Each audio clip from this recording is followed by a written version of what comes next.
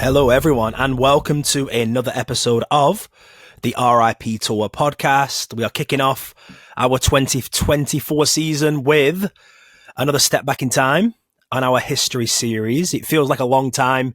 We kind of digged into our history backlog. If it's not over a year, it's definitely close to the last history episode we did, but we can't discuss this year on my own. First up, it's probably the only time ever he can say where he is in England is actually warmer than where we are right now in Central Florida. So, Gary, what's going on, bud? In this warm weather and enjoying watching you guys be absolutely freezing. It brings a little bit of joy to my very boring life. Yeah, so how good? Very excited to be back recording. We've been trying to get lined up for ages. We're trying to make some new episodes. We've got a brand new software, which I'm very excited about. So finally on YouTube doing not live, but like a video version of the podcast, which I'm very excited about. Yes, definitely want to broaden the horizons with the YouTube. We've been saying it for a long time, and I think this new software will set us up nicely. Second up, Liz, how are you? I am cold for once, which is wild. Got to break out the hoodie and everything.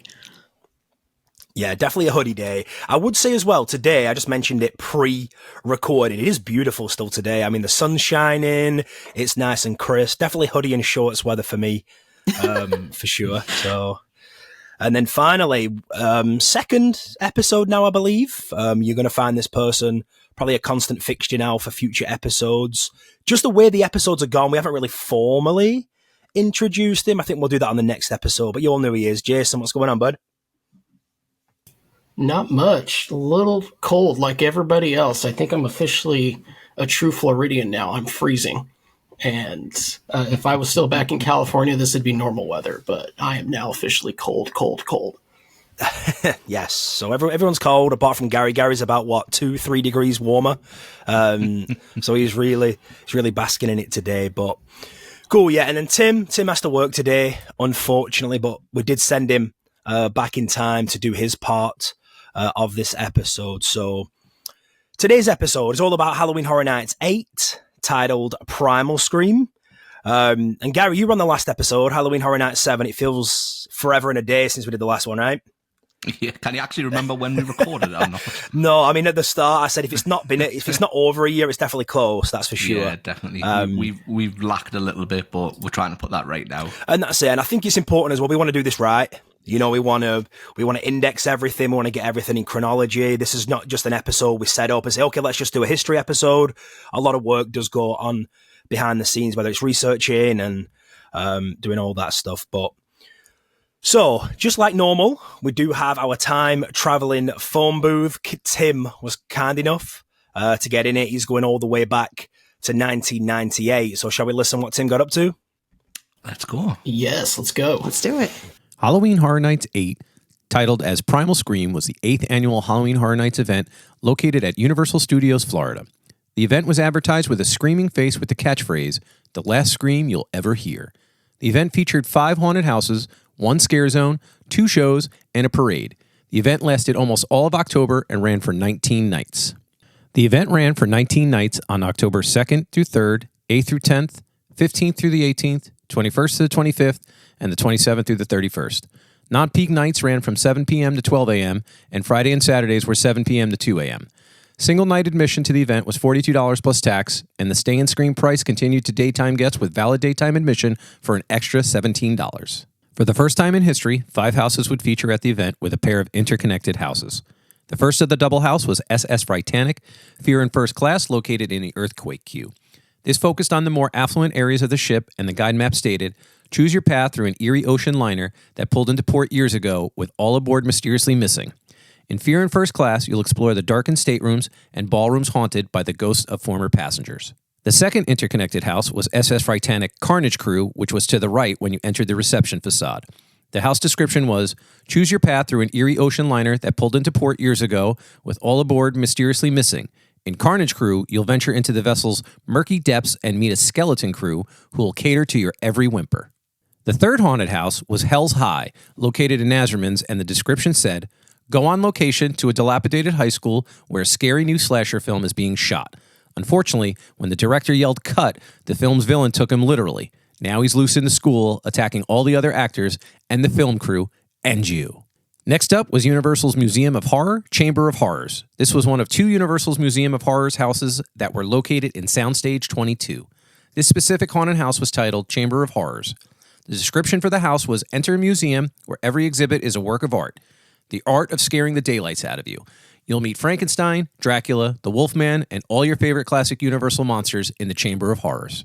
The second haunted house located here was the second Universal's Museum of Horror, but this rendition was titled Unnatural History. The event guide labeled it as, enter a museum where every exhibit is a work of art. The art of scaring the daylights out of you. In the Unnatural History exhibit, you'll see all the present-day horror icons come to life. That is, if you can bear to look. Once again, Midway of the Bazaar returned to Amity as the sole scare zone of the event. Very similar to previous years, it helped epitomize the party atmosphere and had now become a staple for the event. The first of the 4 shows was Inferno, located on the Animal Actors stage. The show was likened to Cirque du Soleil with daredevils and acrobatics, and next up was Horrorpalooza, located on Mel's Drive-In stage. Bill and Ted returned to the Wild West stage in Bill and Ted's Excellent Halloween Adventure 7, dial E for excellent, and the final show was the Festival of the Dead Parade, which took the same parade route as prior events. Rides and attractions that were open. Terminator 2, 3D Battle Across Time in Hollywood. Twister, Ride It Out in New York. Confrontation, also in New York. Earthquake, the big one, San Francisco. Jaws, Amity. Back to the Future, The Ride in World Expo. The Fantastic World of Hanna-Barbera at Production Central. Beetlejuice's Graveyard Review at the Beetlejuice stage.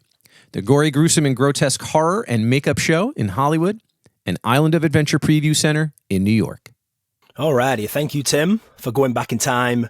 They couldn't show up for today's episode to discuss it, but we do appreciate you going back in time there. But yeah, Halloween Horror Nights 8. We've almost got to a decade now of Halloween Horror Nights. It's here to stay. So we're just going to take basically what Tim's come back kindly told us about, and we'll discuss it a little bit more in depth there. So firstly, Halloween Horror Nights 8, Primal Scream. I love those early days where you had a little snippet or a little catchphrase that goes along with the event. I just want to see, Liz, do you like those little kind of catchphrases that go with it? Yeah, as long as it's never go alone or whatever that one is. See, I love the original catchphrases. Yeah, because it's like that, never go alone or whatever it was, don't go alone. They kind of changed it up a little bit. That's more of like an added sort of saying or a tagline for it, but this was literally part of the event in terms of merchandise, poster. Jason, you like that? Yeah, no, definitely. This is missed the early days. This is also, I believe, if I'm not mistaken, my first time I ever went to Horror Nights in Florida. Nice. Was this year. That's impressive. Yeah, don't remember much, but yeah. Well, yeah, those first years. And then Gary, these kind of events, I know we kind of, after this little bit, we'll get into those icon years when they kind of step away from that a little bit, but those early days, you like how they did the name? Yeah, I just thought there was, I don't want to talk badly on like modern years, but I felt like the little details, there was a lot more thought put into them back then. It's a lot more commercial now, so I suppose it's hard to sort of keep that trend up. But I thought that back in the olden days, or the original days, a lot more thought went into just little whimsical catchphrases and stuff that they really put behind the show and stuff, the event and stuff like that to make it that little bit better. Yeah, I love it. I think they should go back to these sort of little snippets. But yeah, and in terms of just the nights and pricing, it ran for 19 nights. We're almost creeping in to September here, so we've never been in September yet.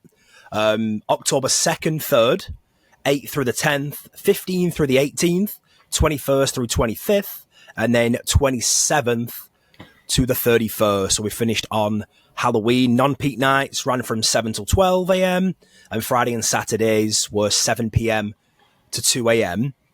So firstly, just with the dates, all those, we know, from the original, it just kind of was the Halloween weekend, and it's sort of stepping up its game with the amount of dates. We're almost into September here. And just think this year, right? We're probably going to have that event on that last Friday in August.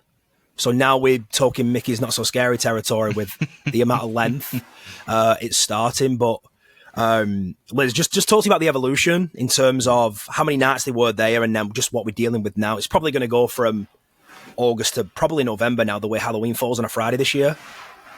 Yeah, it's wild to think. I mean, even 8 years in, they're already doing pretty much the entire month of October, which means the event's already getting super popular. But to now where we're pushing into August, it's crazy. And every single night is just absolutely packed now. I'm sure that the early nights in October back in 1998 were pretty calm. But now, August 30th, it'd still be packed with people. Yeah, and just think back then as well, there was no express at this time too, so you could probably comfortably get it done on those non-peak nights. Early October, mid-October still.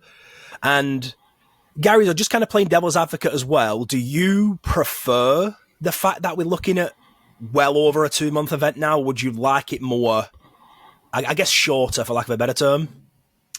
I don't think we've got a choice now with the way the crowds are. I don't think it's going to necessarily help the crowds, but I think it'll sort of help that sort of mid-September when everybody's in town for opening weekend. I think quite a lot of people only come for like opening weekend or the opening week, and then they sort of part ways until maybe it's the end of the event and stuff like that. So I think it might help the September crowds a little bit, even though we're only, just creeping into August. But I don't really think they've got much options in terms of, with the crowds at the minute. So I think it's just the way the event's going. The longer, the better to get as many people in as they can, really. Yeah. And Jace, is there too much of a good thing, or are you happy with the evolution of the event, how it is now? It's. I think we've all kind of evolved over the years, with it being almost every weekend now for everybody. And the only downside I would say versus years past is we have that burnout halfway through. Now that we all deal with, and personally I felt it, I'm sure everyone else has some point in time, versus it only being a short time of run. You didn't have that burnout, I would say, probably at the beginning of the event. Yeah, fair. Yeah, and I think just for crowds, I think Gary just said it then, you have no real choice to keep extending the dates just to try and thin out those crowds. You can't do anything about the locals because they're just going to go intermittently across the season anyway, but it's the people making, I don't know, weekend trip, opening weekend, final weekend, just, here and there, that it does disperse out well. And then this is my favorite part. It's looking at the prices back then. So 1998 prices. Single night admission to the event was $42 plus tax. That's without any sort of Pepsi deal where you get $10 off for resident. So you're looking at about 32, maybe with tax, $35. And then the stay and screen price, this kind of extended to daytime guests with a valid daytime admission. And this is really good. This is what I did for Halloween Horror Nights 13. Me and my granddad, we did the kind of stay and screen. Basically, yeah, if you have I don't know, an annual pass, I don't know if they did annual passes at the time, or you had a daytime ticket, you could do an extra $17 just to go to the event that night. That is just mind-blowing. Just think of single day tickets now, because it's so busy. They are well north of $100. Is that right, Liz? We're looking at way over $100 for a single night ticket. Oh yeah. You went with your mum one night and did Express. How much did that cost? A single night for my mom with Express was over $300. Wow. That's crazy. And I feel like every time you kind of check those Express prices, they say like, what did they say? From $80, right? Because that is, I've never seen it. Every time I look, it's always $160, something like that. Exactly. It's that random Tuesday or Wednesday. Yeah, exactly. But yeah, that's crazy. I think Gary, an extra, like if you were a daytime guest, you're there in 1998, right?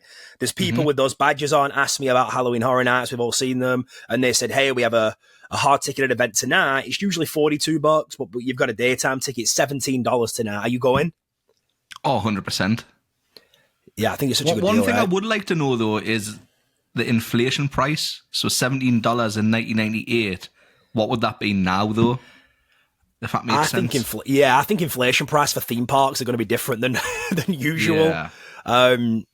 Right, but that's a good point. I mean, because even if you want to do that Scream early ticket where you can kind of go in, what is it, like at 4 p.m., I believe? It basically gives you access to an hour before the park shuts, I think, and then stay and Right. scream, yeah. And I think that was $20. It went to 25, and it was like 35 now. Yeah. Yeah. So I did the research. It would be $30. $30 now. Okay. Still a but- no-brainer, really, isn't it? yeah, but even that on today's prices, it's probably $100 for most nights, but $30 extra right now for a regular daytime guest. I think I'm taking that No brainer. all day. Absolutely. 100%. Absolutely. And then we also had vacation packages as well this year also. Now, this is mind-blowing as well. I just want to go over this really quickly. So we did have a one-night spooktacular, and this was $69 a person.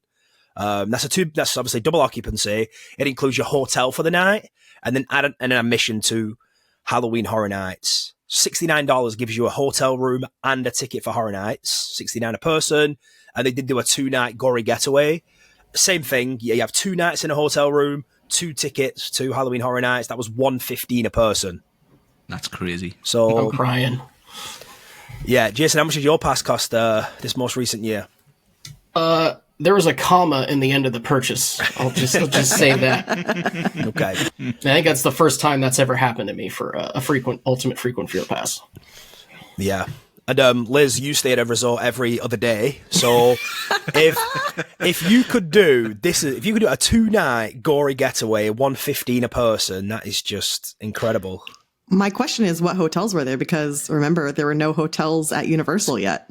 That's a great point as well. And on some of the commercials, you'll see some partner hotels that they had. I'm not sure the name of what they had. So that's a great point. Did they own any back then? Like, because Marriott always sell on site, don't they? I know they have Marriott people who sell on site for Right. timeshares. I think What they just year had did partnerships. the hotels open? The first one? Was it Portofino the first hotel? I want to say was it one was of the- Hard Rock. Hard Rock would have been the first one, right? And then Portofino is quite old too. So Yeah. And Royal Pacific. Those are the yeah. 3 originals. yeah. And then what they did great was obviously introduced they call them, what did they say, like value hotels, which are still really good quality as well. So, I mean, just that price for that is just bonkers. But yeah, that is the catchphrase and then tickets and dates for you. So yeah, we also had a commercial this year. I am going to attempt to try and get it to play now. Hopefully it plays. There we go. So can I just say, the late 80s, early 90s must have literally had one guy that narrated every single horror game. It's the same voice every time. I love it though. That voice is great. Yeah, but I remember when I was watching the In Search of Darkness documentaries and it was showing you all the trailers for the 80s horror, and it was just the same guy every single movie. But yeah, we had the commercial this year sponsored by Pepsi, and it showed a young woman arriving home with her groceries. She enters the house and the lights are flashing and the face from the marketing appears on the wall, and she gets a fright and drops the bottle of Pepsi. And then cuts back to the woman screaming with an empty bottle of Pepsi, and the voiceover says, "Who knows what awaits terror?" Florida residents saved $10 in advance at Ticketmaster. I'm guessing there wasn't many fees back then, as there is now on Ticketmaster. With a Pepsi 2-litre bottle to Universal Studios' newest terror, Halloween Horror Nights 8 Primal Scream. So yeah, what did you think, Ash, of the commercial? I know you're into that sort of stuff. Yeah, it's just I mean, I know it's obviously right for the time, but those 90s commercial, I watched those in my spare time anyway, not just Horror Nights, but just 90s compilation of commercial. Like you said, that voiceover, I feel like he's the voiceover for, everything Halloween, not necessarily Horror Nights as well. So it's just that nostalgia for me also. It was good. It hit everything. It hit the Florida residents. It had we're going to touch on it in the kind of next part, but it had that kind of the face that's on the event guide and posters and stuff that was included as well. And it was almost whimsical and a little bit scary as well without terrifying people. So it worked really well. I liked it.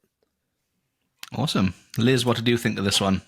I liked the very fancy special effects from 1998. Reminds me kind of like The Mummy, though, when the sand in The Mummy, it was of the time, and pretty cool that they did that for a commercial that was only going to air for a short period of time. Yeah. So yeah, I loved it. Yeah. And last but not least, Jason. I absolutely dug it. I mean, it felt very B horror vibes to it, especially for the 90s time. But what I also liked about it is it was short, it was sweet, it got to the point, and, it got you excited for the event. It kind of gave you that spooky vibes that you saw coming into September. Like, Halloween is here. So I always enjoyed that. So brought back a lot of memories. Yeah. Can I ask a quick question as well for Liz? You obviously, you're born and raised in Florida, right? Yes. And at this point, they were advertising nationally. They used Fox's like Halloween run to advertise as well. We're doing heavily now in Florida and Georgia. This one was probably local because it had the $10 off to Florida residents on the Pepsi bottle. So this probably aired locally. Can you remember this at all? Like growing up on TV at all? I don't. I remember hearing of Halloween Horror Nights when I was that young, but I don't remember seeing these commercials at all. Just probably because I was just too afraid of it. So it wasn't my my thing. So I just blocked it from my memory. Good deal. Well, we got coming up here is, I think, near and dear to one of our members, tour guides' hearts, and that is the event guide that we got for this year with the, like Ash was mentioning, the Primal Scream font directly on the face, which was huge for everybody. I'm going to say, Ash, on your visual of this, what do you rate this guide in years past going up to Horror Nights? I love it. I think on the bottom, you'll be able to see it in future episodes, but my wall is full of Horror Nights posts. So this is one of them. Now, you guys know I'm a big advocate of I don't really have merchandise or display anything for things I never went to. But there's a bit of a loophole because this was released for the 30 years range. So I got away with it a little bit. So it's definitely up there. I love the face through, I don't know, it's almost like is it like a satin sheet almost? Like kind of cover its face, and it's kind of like the tagline in the commercial said the last scream you hear is maybe your own. So, you're fighting for that last breath maybe with the kind of sheet above you. I love how it's got like a more demonic face coming through. But I think this is one of the better ones in the 90s for me.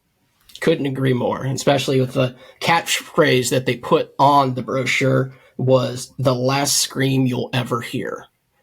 Which, if we're thinking now with our catchphrases that we see last year and the year before, it's 1,000% better than what we've seen in the past. What are you thinking, Gary, on the brochure? Yeah, I like it. I love the old the colours of the older maps. Recently I've been collecting a few that I found on eBay and stuff of older park maps. But I just love the old classic vibe of it. It just feels like a very 90s horror movie. Really, really good. Like Ash as well, I've got the posters up. You can't see the Scream one on this background. It's further along the wall, but I have the same posters, and it's such an awesome graphic. Definitely can't agree with that. Now, Liz, I have a question for you on this guide. Mm-hmm. Would you have collected it if you'd went to this event? Yeah, 100%? Oh yeah, I have all the guides from all the years I've gone. Oh. Ash and I will have a moment of silence for HHN 33. We have to take a screenshot and save that.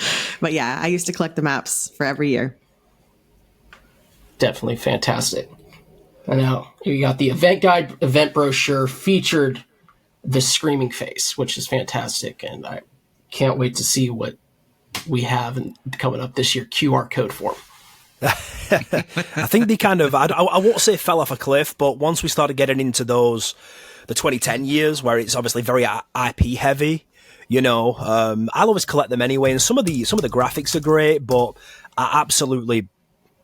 there's no question that these early years are way better than what we get today, where it's just focusing on a particular IP. Agreed.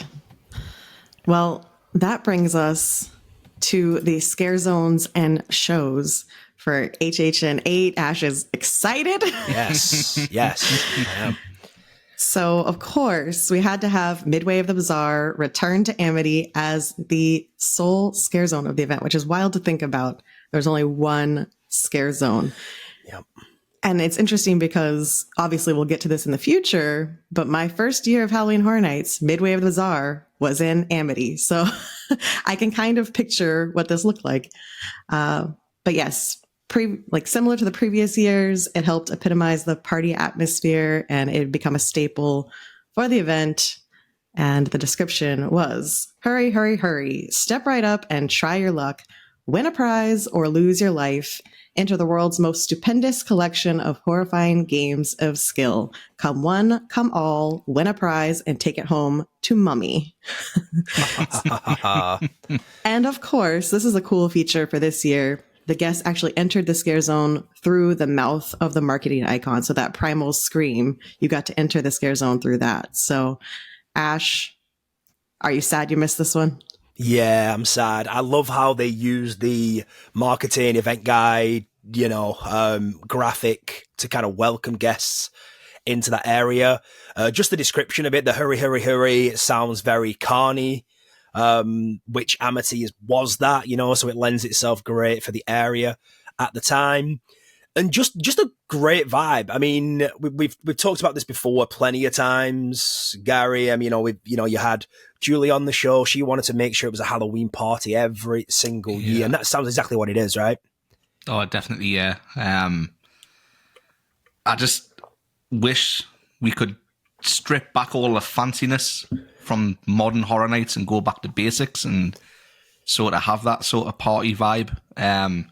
We have seen it in a couple of recent years. We had Vanity Ball, which, was a very dance EDM. And we had something last year, didn't we?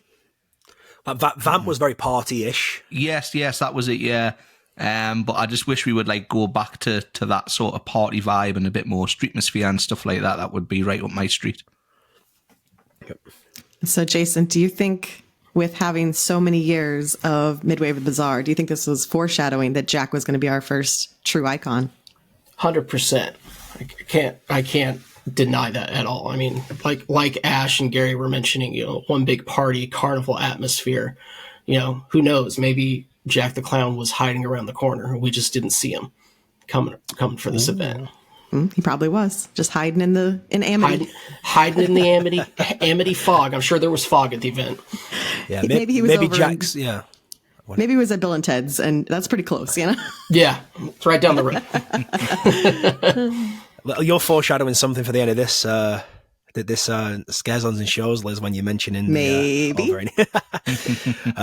Perfect. So yeah, one scare zone, and we have 4 shows. First, was Inferno, located on the Animal Actor stage, sort of like a Cirque du Soleil show with daredevils, acrobats. It ran 3 times per night, and the event guide labeled it as "Enter a strange new dimension where powerful forces take control of your senses. You won't believe your eyes and ears as you're drawn into a web of irresistible music, amazing dance, and astounding aerial feats that electrify your soul." So before I pass this around, this is like 4. We're gonna go over it, but 4 shows. Right now, we're struggling with 1 in 2023. I wish we had different locations now for shows. I know, logistically it's difficult now, but this is just first of 4 we're gonna go over. But this sounds good, just you kind of sit down, take a moment. I've got Jason. Inferno sounds like a nice time. What are your thoughts on this? Definitely something that well missed, something I believe we need. I mean, heck, they're using the Animal Actor stage for Inferno, right? And just People Eater is something that we may have missed, from last year and years past. It just sounds like a fun place to hang out and enjoy the show. Maybe a little risque, I guess you could say, for certain people, but it just sounds like a fun show to check out. Yeah, and there's a good description when you say risque, because it just sounds like like a sexy show with like dances, music, which they've done the last 7 years prior to this. Anyway, it lends itself well. But Liz, Inferno, talk to me. Yeah, I think it sounds a little bit like, a 1998 version of the shows we have now. So I also commented on the Animal Actors. I remember seeing some magic shows in Animal Actors my first years of Halloween Horror Nights. So I wonder why they just don't use that venue anymore. If it's just too many people crowded around there waiting for food and houses that they just don't want to use that arena to hold people. But I think it'd be great if we could figure out a way to have some more shows. Yeah, that's a great point. Even daytime shows are suffering as well. I don't want to, take anything away from Horror Nights now while we're talking about it. I think Islands is desperately, looking for a daytime show as well in that Toon Lagoon amphitheater. But that's just, anyway, I'm just kind of waffling there. But Gary, just to kind of wrap this up, firstly, how are you feeling about this show Inferno? And secondly, like, to kind of piggyback what Liz is saying, do you think more shows in more locations would be a good idea to kind of disperse the crowds as well? So I was along the same lines as Liz. This just reminds me of a 90s version of Nightmare Fuel. Sure. Even though I've never seen Nightmare Fuel. But it does sound cool being in the Animal Actors stage. It's quite a big studio seating-wise, but the stage isn't overly huge unless they pull all of that, the facade back, and there's a ton more room back there. I've never seen behind it, so I'm not too sure. But I do agree we could do with it. It doesn't have to be an A-list show. It doesn't have to be, Jack's Carnival of Carnage. It doesn't have to be Nightmare Fuel. It just has to be something to eat a few hundred people every 45 minutes, every hour. Even if they opened up that place and just played some music and used it as a rest area, just to let people sit and chill out and not have to stand in the streets and stuff like that. And I think that would take quite a lot of traffic away from people just hanging about. Something small. It doesn't have to be amazing. It doesn't have to be a budget eater. Just something extra to draw the crowds away. Yeah. And I think both I was thinking of, say, Busch Gardens is kind of, they're working their way toward Horror Nights with their Howl-O-Scream event. And that's something that they have a big music stage, and they have like a little show. It's like some musicians come out, they play some songs, they're wearing like skeleton costumes. It's a short thing, maybe like 15 or 20 minutes, but it eats a crowd as they're having food and just relaxing. And I think Horror Nights could do something like that, where it doesn't have to be a huge production. Just have a band in there playing some spooky songs and people would go. Yeah. Yeah, that's a great point. Just because we've seen like the little stages that they set up, like Carnage Returns, right, outside Central Park, and then when they've had to flip over the dance troupe to like Pantages, for example. But if you do that just in like Animal Actors, where it is just spooky vibes, music, people can just decompress in there. Because I know a lot of people kind of go through Diagon Alley just to kind of get away from it for a moment. Take a walk around Diagon, maybe even ride Escape from Gringotts just to kind of decompress for a moment. But now you can't do that. No, right, correct, yeah. Diagon this year, it was just as busy as the rest of the park. Yeah. Yeah, no, absolutely. I'm hoping we do get the Lagoon show back this year, though. I've got good thoughts, just because we've seen the construction for the Lagoon show that is probably coming this summer. The construction's there for it. They're kind of rebuilding it all to this time withstand some damage if anything happens. So it'd just be common sense just to kind of do the Lagoon show again. So yeah, one show is definitely not enough, and there's not enough space to be able to put another stage back in the streets like we used to have. I think we took that for granted a lot, but just got to wait and see. Yep. Okay then. Moving on, we have Horrorpalooza, located on Mel's Drive-In Stage. This was a never-ending nightmare of non-stop entertainment featuring dazzling dancers, maniacal musicians, and more. You'll scream as the Kiss Army Band takes centre stage in a rock and roll spectacular that is guaranteed to wake the dead. So the show was basically a rock and roll concert that entertained partygoers out on the street. Liz, what do you think of this? I think it's so funny that they're the Kiss Army Band. Like, I think this is just, 1998 would have been a little late for Kiss as it was, but I think it just shows the time period. And as we're talking about more shows, like, the glory days when you could have put on a stage show at Mel's and it not create an entire bottleneck. Yeah, definitely. Yeah. Jason, what's your thoughts on the Kiss Army Band? Jason there? I would see the Kiss Army Band. Imagine how many fans of Kiss back in the mid-early late 90s went to Horror Nights just to see that, versus how we have this year. You have Stranger Things fans from previous years wanting just to go to events just to see Stranger Things. Just imagine in the early 90s, our parents going to Horror Nights just to go see the Kiss band. wearing black leather, ready to go, and ready to have a good time. I mean, I know Tim's not here right now. I'm sure he was there. Oh, 100% he would have went.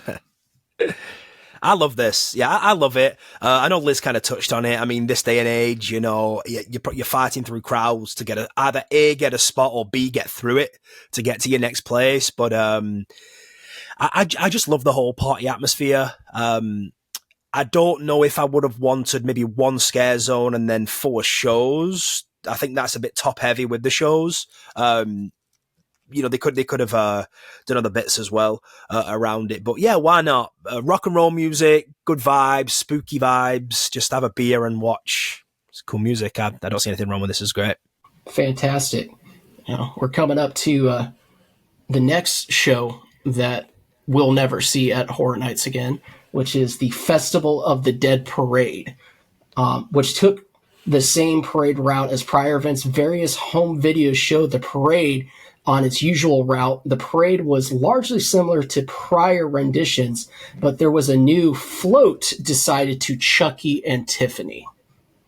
There was also a spider float and new still walking scare actors between the floats. Coins were thrown from the floats that had the marketing icon with the screaming face on one side and the universal globe and arches on the other side. So one thing that I would say is I actually remember going to this float when I went and watching the show. And I want to say, Ash, did you ever experience this any of your years past for Horror Nights? Not prior to this, no. Coming up, I'll experience something. Not quite the Festival of the Dead Parade in this entirety. I love the coins or the doubloons, medallions, whatever you want to call them, that were thrown from the floats. Such a cool keepsake because it had the marketing icon on it as well. I think just they've really done a good job of incorporating that marketing icon into everything in this event. I really, really like that. But you're right, we'll never see this again. No way. Look at that. Ash, you don't have one of those, do you? I do not have any of those, no. This is from HHN 14, so not the right year. I was just about to say, is it 14? Yeah. Yeah. Very cool. Actually, I want to bring up a question on this float and this parade. Was this the first year that we saw Chucky and Tiffany together at a Horror Nights event? I think so. I believe so. Yeah. Oh, Gary's got one too. Coins. I don't have one. Coin Club. I don't have any. What year is that, Gary? This is 2001. Oh, wow. Oh, that's my first year. Ash is probably going to give me shade because I've collected something that I wasn't there. I'll save that for later. I'll save it for later. Oh, wow. It's not going to focus, but hey ho. Hey, no, we know who's got the coins, who are the veteran Horror Nights troops there for you. But no, I remember, like, I mean, I was a kid when I went to this first event, and as a kid, I was super excited to see a parade. And being one at Horror Nights, this was just kind of a nice take a break from the scares, getting scared back and forth running around the park just to see it in person. So it was definitely a fun experience to see. Yeah, I'd like to see this one for sure. Yeah, I missed out on the parades. I was there when they had parades. I just never saw it. I was probably in line for a house and just never got to see it for, sad times as a fan now that I missed getting to see the parade. But, I do that in theme parks too. I just kind of dodge the parade in order to do the attraction. So I guess that's just on brand for me. Just go back in time like you normally do, Liz. Oh yeah, let me Exactly. join Tim next time. Yeah.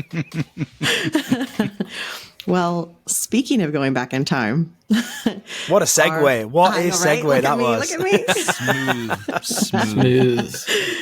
That brings us to, of course, our classic Halloween Horror Nights show, which is Bill and Ted's Moment of Silence for Bill and Ted's.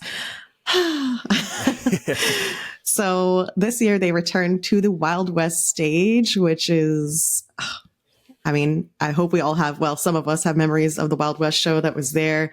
Yeah. And I think that stage just lended itself perfectly to Bill and Ted's. But they returned in Bill and Ted's Excellent Halloween Adventure 7, Dial E for Excellence. And thankfully, although, Jason, did you see this show when you were there? I did, but I don't really remember any of it. That's fair. It was a long time ago, but It was a long time there's, ago.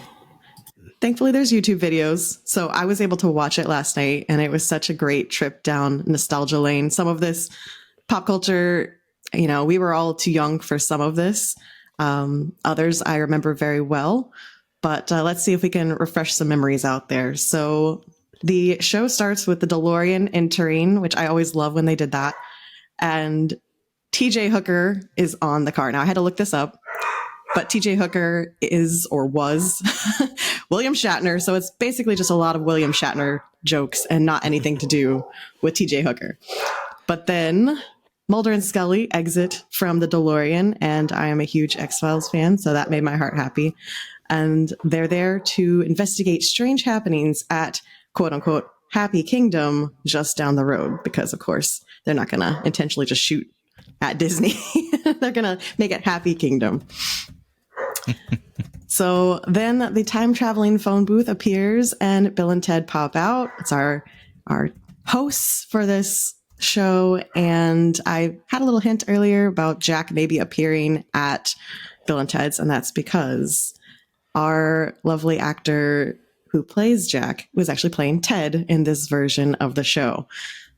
So they arrive and let us know that they're going to see Saving Private Ryan on ice at Happy Kingdom. Very topical. And unfortunately, Mulder delivers the news that Happy Kingdom was recently closed by new management, who are revealed to be Jimmy and Tommy from Goodfellas. So let's pause there for a moment. How many pop culture references did you actually get in that? We'll go with Gary. I got, obviously, the Happy Kingdom. I didn't get the TJ Hooker. I did get the Saving Private Ryan on ice, but I've never seen Goodfellas. Me either. I will say I did get the jokes because they've become such a part of pop culture. The Goodfellas quotes like, are you talking to me, and all this like mob lingo. But it's the TJ Hooker one was right over my head. I had to Google that one. And then if you thought you were behind on the pop culture there, this next section, I really had to Google some. So Riggs and Murtaugh from Lethal Weapon arrive as backup, followed by Zorro, which leads to a gunfight, of course. Jimmy and Tommy escape in the phone booth and travel through time. Bill calls the phone booth back because he has that ability, apparently. But Jimmy and Tommy emerge, Michael Myers from Halloween, and Juan Sanchez Villalobos Ramirez from Highlander. That's a lot of names for one person. Can I just jot in here that Liz was really worried about reading this bit? So, very off, Liz. Ash was going to make me say that name like 5 times. I'm like, no.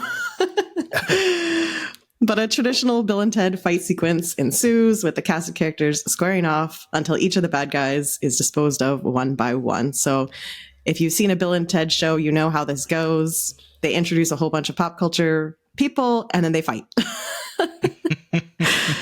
So, Jason, is that ringing any bells yet for you? It definitely is. It's definitely ringing bells for me. Good, happy bells, happy memories.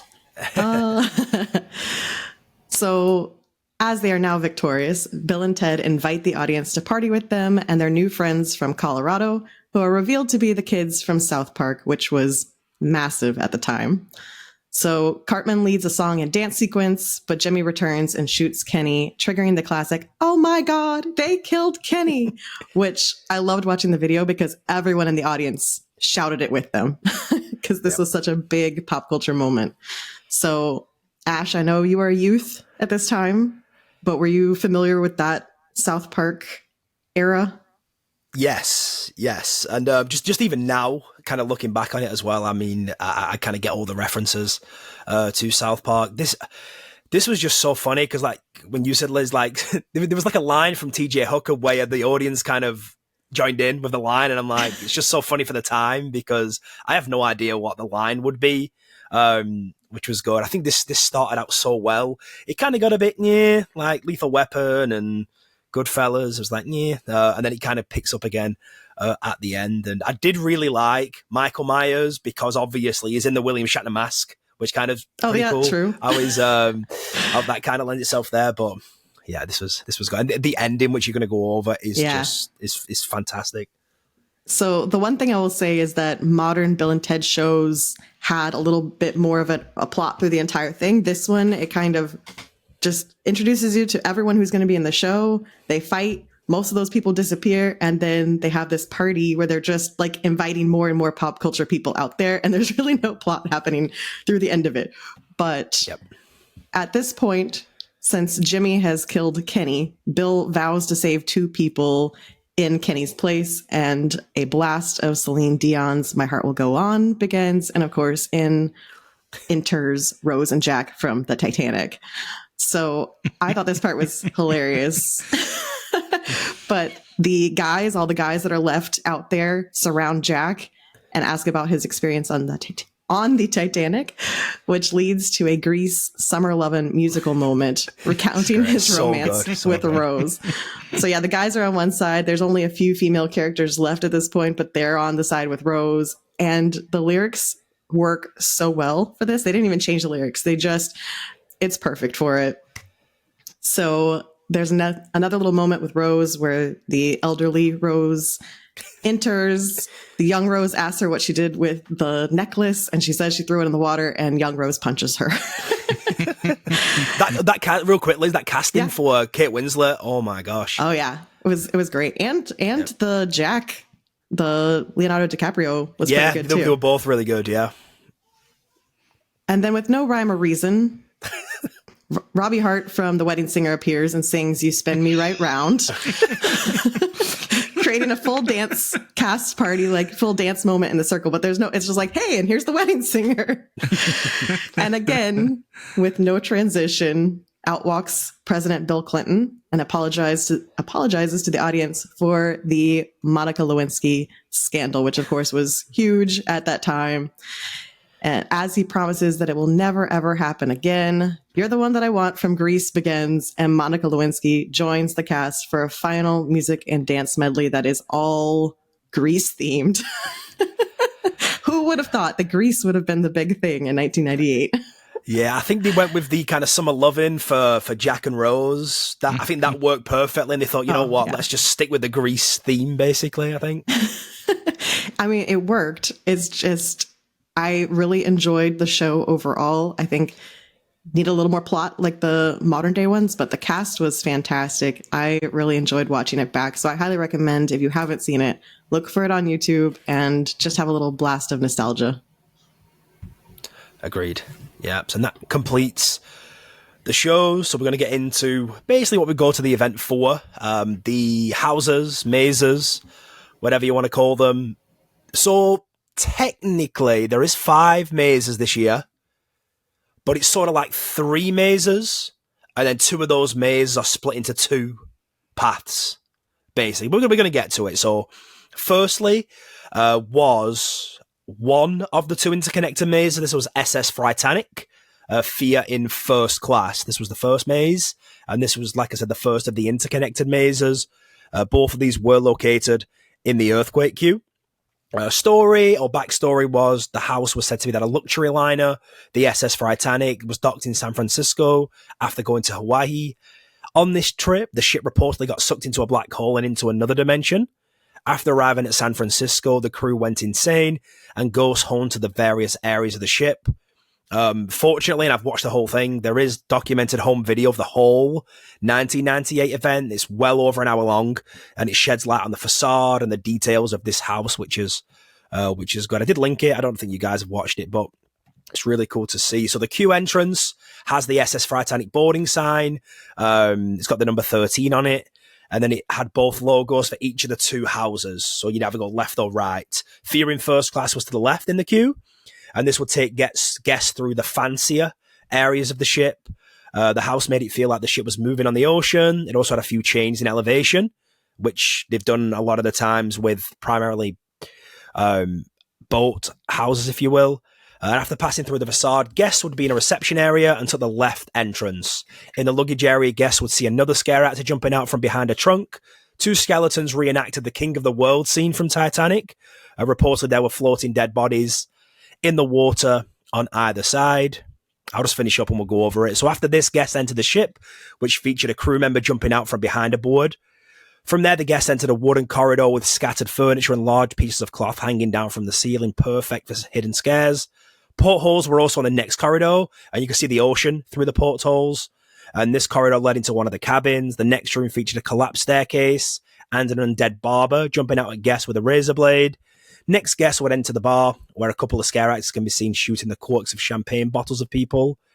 From there, guests entered the casino area with paintings on the wall and a human head spinning around on the roulette table. In this room was a billiards table with a scare actor playing a dead card dealer.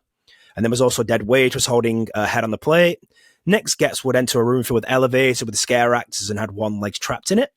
Next up was a treasure room with an area with barred windows with scare actors hiding behind them.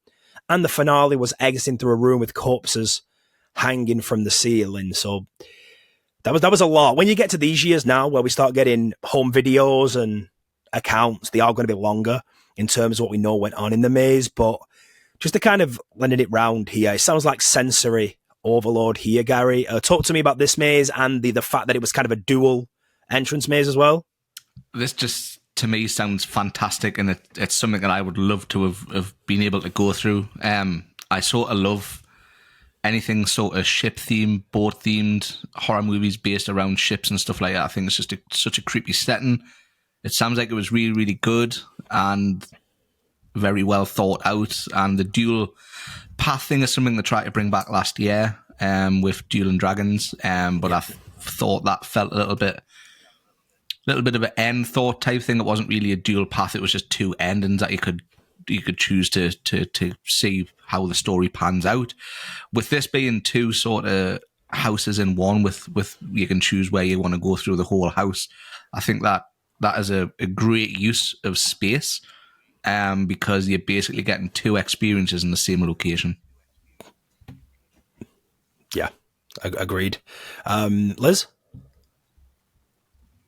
Yeah, I got to see a little piece of the Fritanic during the, I guess that was 2010's Hollowed Past. Yep. And that was fun because I knew the history by that point and I was excited to get to see a little piece of it.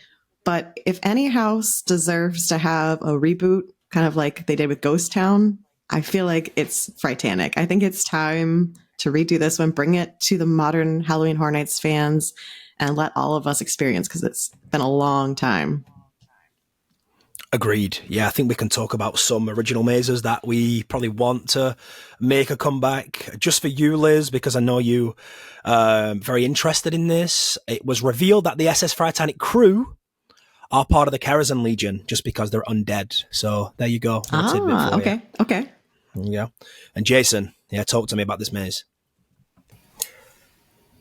I want to go back in the Wayback Machine right now and live it in person. This just sounds like if it was in a soundstage, walking through like this year and just seeing the facade set, which is something I want to see in person. Just felt like the scares would probably be up in your face, ready to go. This gets me all excited about Horror Nights again. And I agree with Liz 100%. It needs to come back in the future for us. Agreed. Yeah, this was a good one. Just the events of it, really cool. And Gary's actually going to take us through the second kind of portion of it. Yeah, so the SS Fritanic Carnage crew was the second of the two interconnected mazes. This house would take guests through the poorer areas of the ship. Guests walk through the crew quarters, that's hard to say, with one man lying dead on a bed, impaled by a sword. Tragic way to die. Human bones and other remains were scattered all over the bunk beds in the room, and there were many undead cabin crew members as well. The zombie scare actor was manning the wheel of the ship, and scares came from behind the linen that dangled from the roof. Another room was the sick bay of the ship, which I think would be very, very cool to see. And it had the dentist office with the smell of burning teeth. That just sounds awful. As the dead dentist hacked at victims' mouths. Now, that sounds awful to me because I've got like a huge fear of the dentist anyway. Yeah. There was a huge there's always a meat locker room. There was a huge meat locker room filled with hanging corpses and an engine room. One report says that the rat lady may have appeared in the house, although this unconfirmed. So if anyone can reach out and let us know, we'd love to know if you can confirm it or not. And the finale exited through a room with corpses hanging from the ceiling, the same as the other house, as the line reconvened here. And the rat lady was supposed to have appeared in the house here, but we cannot be confirmed. Cool. So, yeah, I mean, in terms of this, for the, I guess, poorer areas, for me, I think this would be, in my mind, the scary of the two, the dentist one as well. But it did seem we had more to go off for the, for the other one. I think the other one would be a scary in my mind than this one. I don't know what everyone else is thinking. Yeah, I think this one sounds a little less specific to the Titanic because it's going to be the more crew quarters. So it's going to have that ship feel, but not be like Titanic. And I would prefer to see the other maze come back or just combine them and have some of both. That would. Yeah, just would you prefer? Yeah, if you have one choice, which are you choosing out of these two? Probably still the first one, but you said dentist. I don't know. Dentists are absolutely terrifying. We get a Dr. Giggles house, and then it's game over.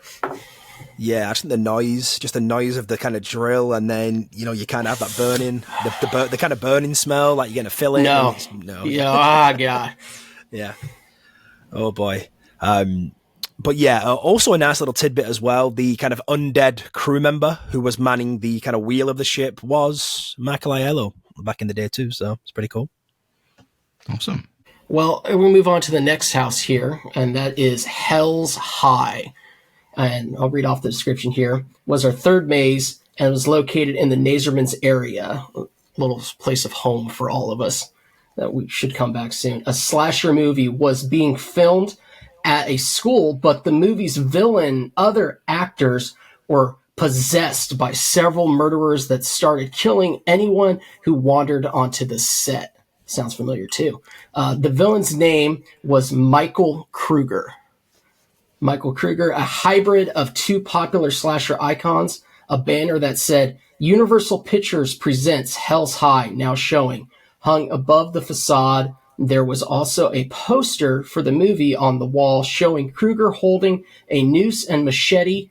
Hell's High is written on the poster in front of a fury background. The tagline of the movie, School's Out Forever, is also on the poster. On the door to enter the house was a sign that read Hot Set Production in Progress. The line wasn't a conga line, and guests were staggered into the maze. Now, that's something that I would love to see now, but unfortunately probably won't see that anytime soon.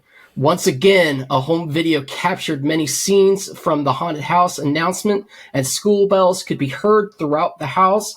Margaret Spoo, a crazed cafeteria lady crawling around, several drooled in a cafeteria, and there was a bloody body parts and organs on the tables. Bugs crawling around and a skeleton in a chair. She was covered in rotten smelling mystery meat. Disgusting. Yeah. There was also a gym room with a hanged body and a bag filled with body parts. One picture also suggests that there were scare actors hidden in lockers, and sliding windows and screams could be heard from the gym bags.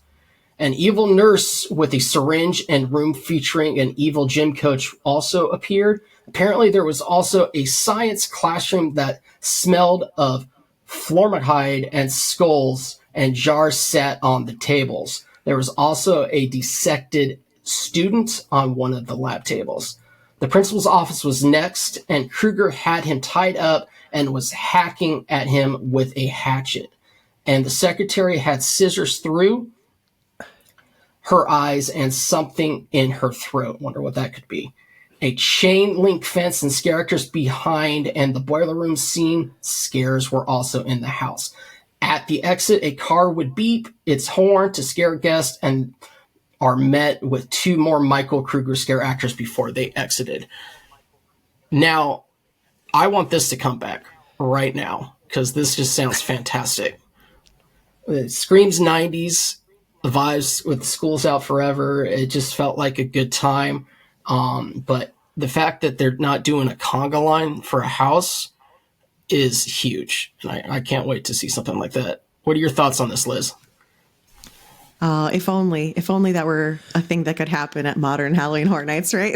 We all wish. Like, it's been a long time since I've been pulsed through a house at Halloween Horror Nights. But yeah, I think they haven't really repeated this kind of theme. I don't think that they will. But it probably would be of the houses that are there, probably not the one I would go to first. And I'm sure it was very gory, which is not usually my thing. I like the scenic, beautiful houses rather than the blood and guts. But I'm sure it was terrifying. Fair, definitely fair. What do you think, Ash?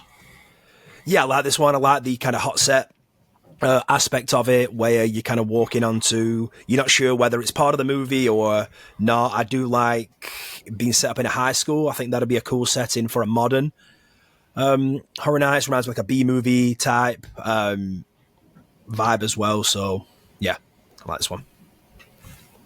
Very cool. And Gary, leave us with something spectacular. They went really hard this year with the meat smells.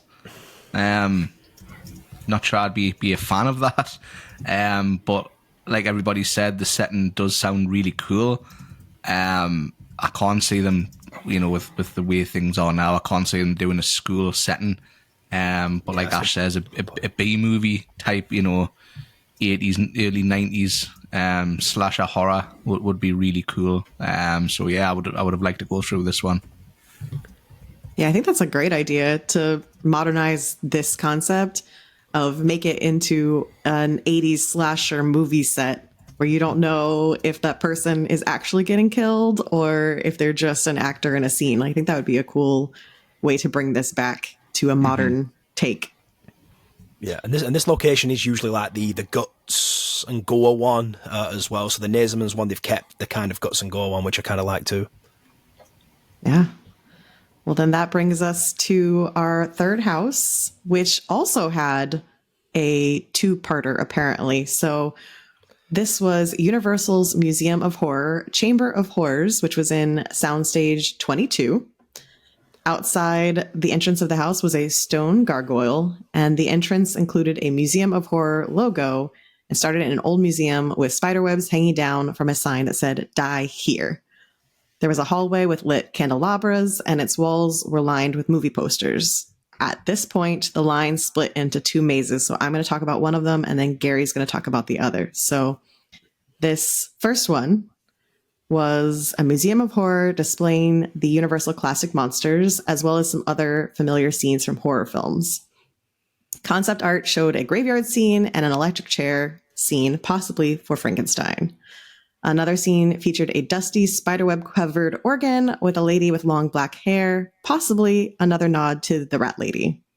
But the majority of the house, or the majority of the classic monsters, were said to appear in the house, with nods to Night of the Living Dead and an appearance from Norman Bates from Psycho. And there's a fun fact that the organ that was used in this maze was the same organ used in Universal's Casper in 1995, which I love that movie. So I'm kind of sad I didn't get to see it. But Ash, what do you think of this first half of Museum of Horror? Love it. I always say, well, even if it's not a maze, the Universal classic monsters should appear in some form in the event. Even roaming scare actors will be nice. Just anything Universal monsters, I'm all for. So yeah, sign me up. And 2 parts again. Cool. I'm happy with that. Yeah, I'm the same way. Just bring back the classic monsters constantly. It's one of the best IPs that they have internally, and I will never get tired of them. Yeah, exactly. How about you, Jason? I remembered this fluidly because this is the house that I think I went into a few times because it Nice. screamed, classic monsters, and I kind of knew who they were per se. I wasn't too terrified to walk through this house. So this is memory road for me, and I absolutely had a blast with it. Nice. Do you remember anything that I didn't read? Do you remember anything extra? I do remember the Casper piano that you were discussing. I do remember quite a bit once Gary starts talking, per se. I have a moment that kind of made me very pale than I already am. All right. Well, Gary, are you sad you missed this one? I am. I love anything Universal Monsters, and to go into a house where you've got Universal Monsters and then nods of Night of the Living Dead and Norman Bates popping out, sign me up. Well, that brings you to your half of the house. Yeah, the second Munster Maze in Soundstage 22 was Universal's Museum of Horror Unnatural History. At the beginning, Michael Myers and Jason Voorhees could be seen standing next to a wall, and that The Fly was also represented in there as well, another cool film.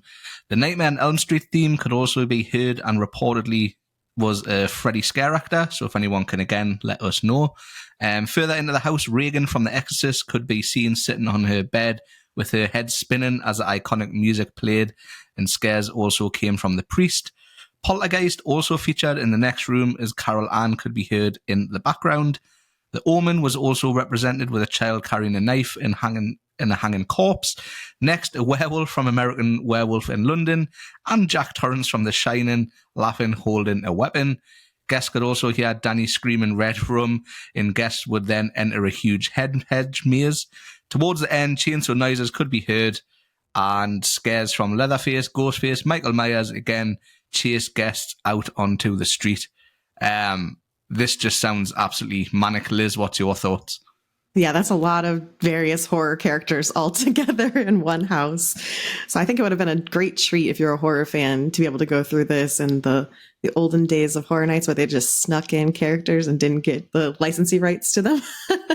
I think it would have been really cool to see all these characters together in one house. Yeah. Jason, what about you? This is the house that Jason got into my face and made me jump 30 feet up into the air as a little kid. I went with my father to Horror Nights. It's kind of a tradition for us, but let's just say I jumped onto the back of his head when I got startled. So this was huge. Just having, the modern day classic monsters, I guess you could say, come through. It's just a fun experience for all to be had. Awesome. So Ash, do you want to take us into your wrap up and little tidbits that you found for this year's event? Yeah, absolutely. Let me go into little pieces, just miscellaneous stuff that don't really fit into the kind of event wrap up itself. But very importantly, October 31st, 1998, the New York Times, Edwin McDowell wrote, "Strange things are going on at Universal Studios Florida. Roving bands of chainsaw brandishing hoodlums pursue fleeing customers through darkened streets. Zombies and demons lunge from every nook and cranny. Shrieks and foul odors emerge from haunted houses. Basically, in the words of one Universal employee, the theme park wants to try and make you scream until there's no sound left." Now, this is a big piece from New York Times. It just shows that they really are flexing the muscles now. They found their feet with this event like tenfold. It does continue into an in-depth review, and it does allude to a turnover margin this year, the biggest they've had for this event, $11 million. So in such a short space of time, the event's come such a long way from one haunted house and on one weekend in 1991 to now having 5 mazes, 4 shows, Scare Zone. Now we're turning over 11 million. I know we're spending more much on the event now, but just to show they're turning that over in the late 90s is just staggering. Just to kind of keep it moving. There was a press release dated October 6th, and this is an Orlando PRN Newswire. This Halloween, it's back to school for those who dare at Universal Studios Florida during the 8th annual Halloween Horror Nights celebration, which runs this year for a record-breaking 19 nights. And we laugh at that these days. Beginning October 2nd. During the day, guests can enjoy more than 40 rides, attractions, and shows, but once nighttime falls, the park is transformed into the most vivid of nightmares. With fear in their hearts, guests will make their way through a total of 5 haunted mazes, terrifying stage shows, and most disturbing festival of the Dead parade ever. Also, this year, I don't know if they did this prior, but you could get married at the Halloween Horror Nights event. I'm not talking about just proposing there. You could set it up where a minister.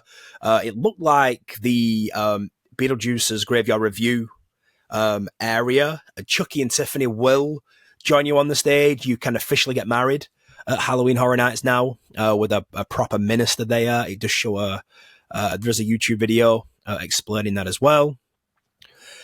Rest in peace. The Universal Classic Monsters Cafe did open this year. And the description was grab a bite, where all the biggest stars hang out, classic horror stars, that is. Amid classic sci-fi and horror movie memorabilia, you'll enjoy monster salads, frightfully good pizza, pasta and rotisserie chicken, devilishly rich desserts and more. Trust us, the food is to die for.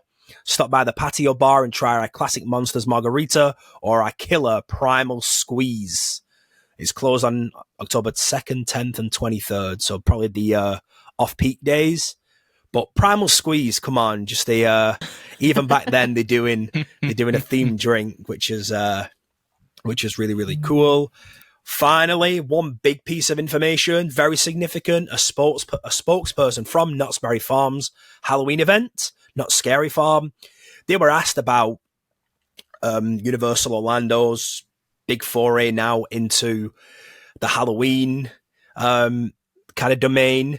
They give their opinion, saying that Knott's Scary Farm had essentially ran Halloween in the theme park world since 1973. The spokesperson say, yep, we're aware that Universal Orlando's Halloween Horror Nights event, but they doubt it would ever upstage Knott's Scary Farm, and also stated we are the king of Halloween.